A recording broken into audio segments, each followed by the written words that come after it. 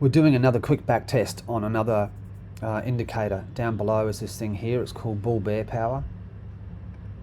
I'll show you that one. This is made by Alexander Elder. I think it was called Elder Ray Index. It's bull bear power, and you can read all about it here. It's very basic. It comes standard with a 13 EMA, I think. That's a 13, and you can use 13 if you want. It's up to you.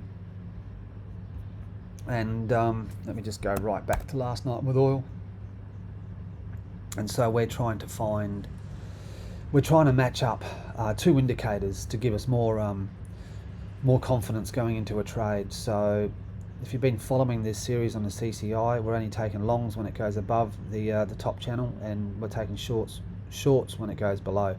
So this is set at 13, the stock standard. Now you can go and back test that if you like, okay, and seeing if it can grab some trades. It does a good job, really does. I think that these two indicators are two good combinations to trade. Don't forget the CCI. I have actually changed the upper and lower bands from plus 100 to 70, and the lower band from minus 100 to 70. You can go and play around with that, okay? I'm just trying to squeeze as much as I can out of this concept and ideas, and by changing the bands it does give you some false signals, and that's why I'm trying to find another indicator to help mitigate the incorrect false signals from the CCI. So this is set at 13, and we'll just quickly do a back test. So what we want to see is when for longs, when we see the CCI break above its channel, we want to see that this bull bear power is obviously green, okay? And I'm not going there. And you know what? The bull bear power is very sensitive, and it will always be green.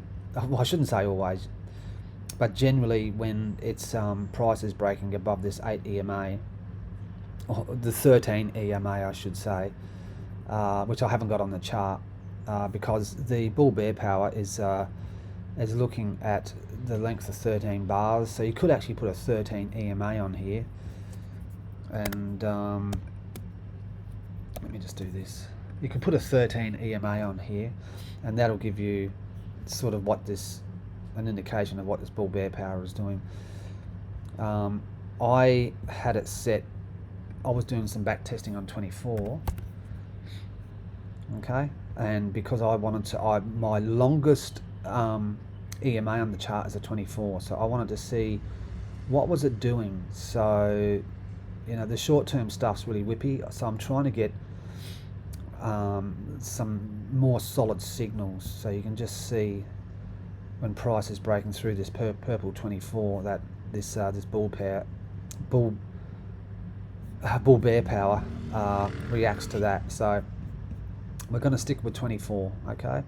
CCI is 24, so do I need to mark this up, or can you see it all? Anyway, you can see here there's a trade. Look, we're just going to go through them all. You know, there's no point. Was there a trade here? Look, this is in the Asia session. There was, and what I'm going to do, so right here, that went short, okay, because both these indicators said to go short. I'm just going to change this to a 13 and see if that did anything, and that just gave you a stronger signal. That's all, okay? So there is really no difference in that. And look, you can just see that the trades happen. You can just by visualizing everything, you can just see how these two work together. They work really well, hey? I mean, this gives you a good feeling of like, oh, okay, the trend is up. And so all we're doing is we're just picking these off when it you know, we're just scalping these highs. It makes it difficult when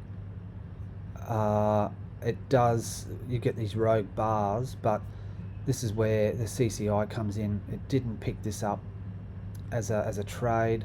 It did pick this up as a trade, so you might have got in here somewhere, and you might have got in here. I don't know where you would have got in, and you still would have stayed with the trade until such time as either this bull bear power changed colour or the CCI went back through its channel.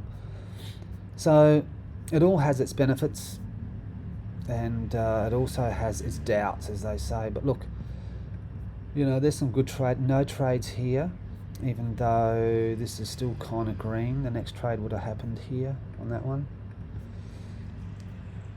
This is crude oil on a 15-minute chart, and if you can get 20-cent winners day in and day out on crude oil, you are killing it.